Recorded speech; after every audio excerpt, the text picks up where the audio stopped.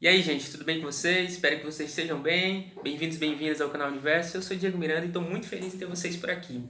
Não esqueça de deixar o seu gostei, o seu like, retribua os conhecimentos, as dicas, as informações de filosofia, de literatura e de tantos outros temas que passo por aqui com o seu gostei, com o seu like, porque não, este canal não é monetizado, então se você quer ajudar esse canal a continuar crescendo e se aproximar da monetização, não esqueça de deixar o seu like, deixe o seu comentário, se inscreva no canal, ative as notificações, na primeira opção todas, porque são 4 vídeos postados por semana aqui.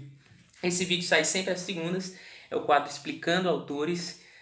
Veja os vídeos anteriores da semana, veja o quadro Minutos Filosóficos ou o quadro de conversas. Vá lá na playlist, se você chegou no canal tem um dia, uma semana ou um mês. Maratone os vídeos, garanta tempo de exibição aqui dos vídeos. Não precisa de catarse, nem pix, nem nada, é só visualizar os vídeos. Então, busque as playlists que vocês gostem aí, que possam lhe interessar. Gente, não custa nada fazer o que eu fiz no primeiro episódio desse quadro, que foi com a Lélia Gonzalez. É claro que a playlist, esse já é o terceiro episódio, vai aparecer no final do vídeo, e explicar o próprio quadro, né? E aí eu queria fazer o alerta que é basicamente o seguinte: isso aqui não é uma aula, não é uma palestra, não vou fazer aprofundamentos muito complexos e nem desdobramentos muito longos acerca das ideias do autor que está sendo apresentado desta vez. É um recorte que eu faço daquilo que eu considero importante e bem superficial mesmo, só que com um pouco mais de fôlego do que é feito lá no Minutos Filosóficos. Este quadro Explicando Autores é para dar vazão àquilo que não é dito lá nos Minutos Filosóficos. Garanto que esse vídeo não vai passar de 10 minutos. O pensador, o filósofo de hoje é Francis Bacon. E é claro que tem o minuto filosófico dele, eu vou deixar aí no card para quem ainda não viu. Bacon é um filósofo inglês e que viveu ali no século XVI, também parte do século XVII, estava imerso em muitas questões políticas do seu tempo, questões filosóficas também, e é um autor que trouxe uma proposta muito ousada para a filosofia, para o pensamento em geral. E quando se fala em Francis Bacon, ele geralmente é reputado como um nome inescapável para a compreensão da modernidade. Quando se fala em revolução científica, sempre se lembra de Francis Bacon, de um Galileu da vida e até mesmo de René Descartes. Então, dentro desse contexto de reforma do pensamento, reforma das ideias, é que Bacon se insere como um dos principais filósofos e pensadores do Ocidente.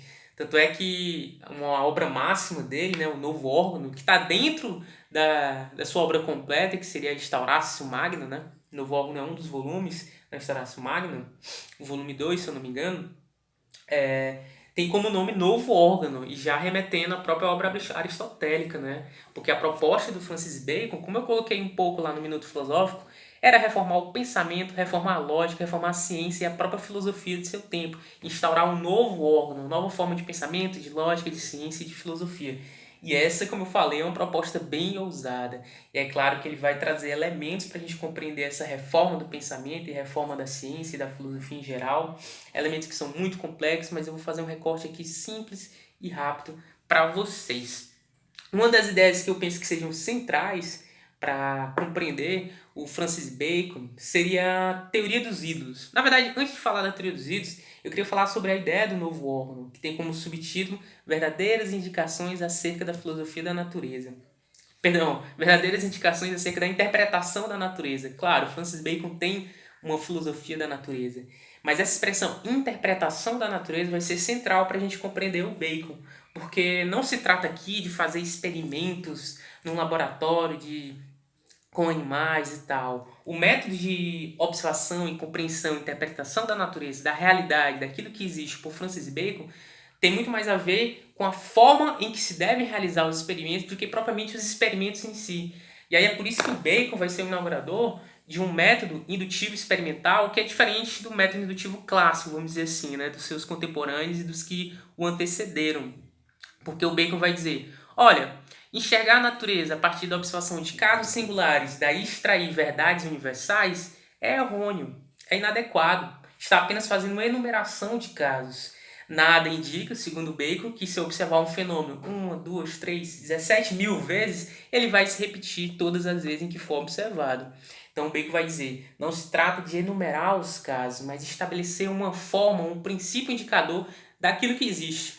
E aí é por isso que a concepção de natureza em Bacon, a filosofia da natureza de Bacon, não se confunde com a ideia corrente que nós temos aqui de natureza, de seres vivos, de plantas, animais, não se confunde com isso. E aí eu pauso aqui a explicação para lembrar você de deixar o seu like, deixar o seu gostei. Deixe um comentário se você já conhece Francis Bacon, já ouviu falar, já leu alguma obra dele. Se inscreva no canal, ative as notificações, a primeira opção de todas.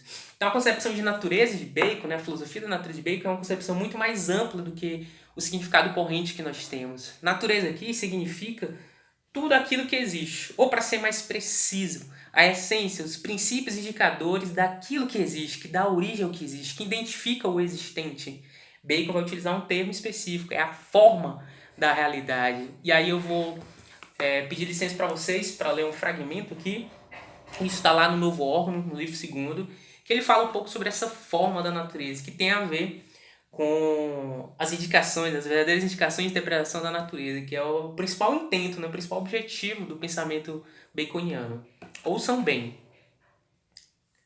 A forma de uma natureza dada é tal que, uma vez estabelecida, infalivelmente se segue a natureza.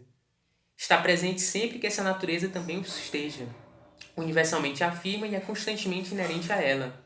E essa mesma forma é de tal ordem que, se afasta, a natureza infalivelmente se desvanece, que sempre está ausente quando está ausente a natureza. Universalmente a nega em tal caso, por só nela estar presente. Veja, o Bacon coloca uma relação estrita, né, entre a natureza das coisas e a essência delas. E o caráter universal da observação dos fenômenos está relacionado à forma daquilo que diz o que existe. Então é por isso que a interpretação da natureza dele não se dá apenas da natureza, o Bacon se dá apenas pela observação dos fenômenos particulares, mas pela identificação de forma experimental e indutiva, com método indutivo. E aí eu vou falar um pouco da tábua, né, das tábuas de observação que ele utiliza, para identificar a essência, a forma da realidade. Esse é o intento baconiano. E aí, é claro, como eu falei, tem um método para isso, tem as tábuas, né? As tábuas de exclusões, as tábuas de presença, as tábuas de graus, que, de forma bem simplificada e direta para vocês, é observar os objetos da realidade, uma temperatura, uma altura, a qualidade de um objeto, se é quente, se é frio, se é grande, se é pequeno, e comparar entre eles. Esse aqui é quente ou frio? Por que é frio? E comparado a qual outro objeto? Isso seriam as tábuas de exclusão. Tábua de presença. Esse objeto é de qual cor? Qual a presença da qualidade desse objeto? Tábua de grau. Em que medida aquele objeto pequeno, é grande, é frio, é quente, é vermelho, é preto?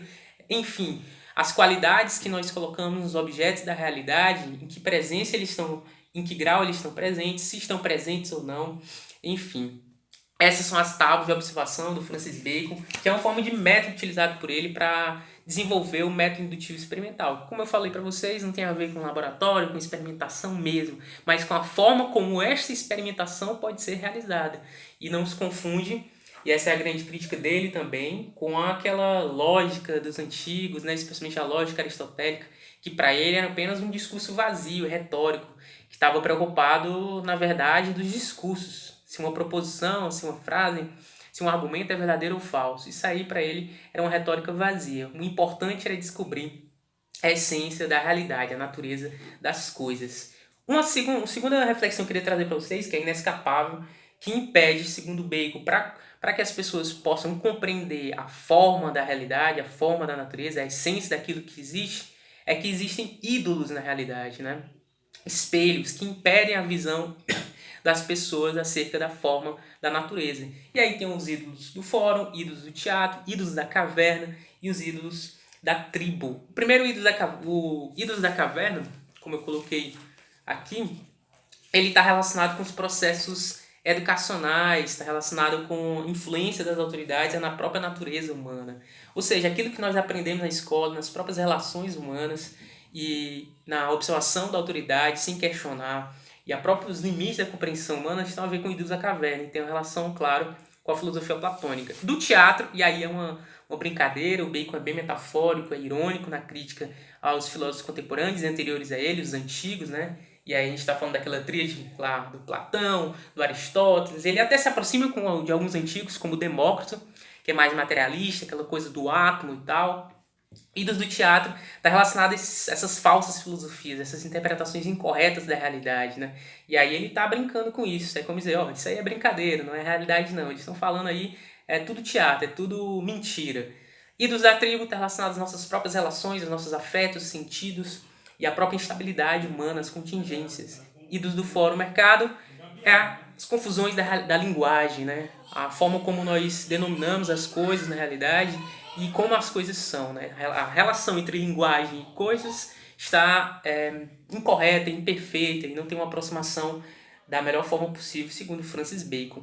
Esse é um recorte bem ligeiro e bem superficial, gente. Isso aqui não é palestra, não é aula, mas espero que vocês tenham compreendido um pouco mais Francis Bacon, a interpretação da natureza dele, a forma, o método apresentado por ele, a importância desse autor inglês aí para a filosofia no Ocidente.